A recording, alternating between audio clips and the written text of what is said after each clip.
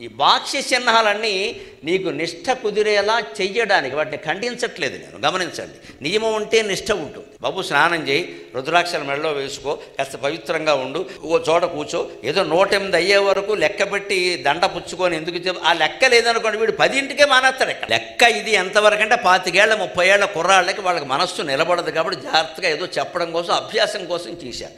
ఓ 70 ఏళ్ళు దాటాయంటే మనం నిరంతరం అదే స్మరణ, ఇంకా లెక్క దేనికి దండలన్నీ అవతల బారాయి. మనం ఏం చేసాం, 108కే ఇంకా పోసేది కొలికి పోసి ఉంటుంది ఎంతలా, పోసరాదు పోసొస్తుందమ్మా, పురుషోత్తముడు రాడు.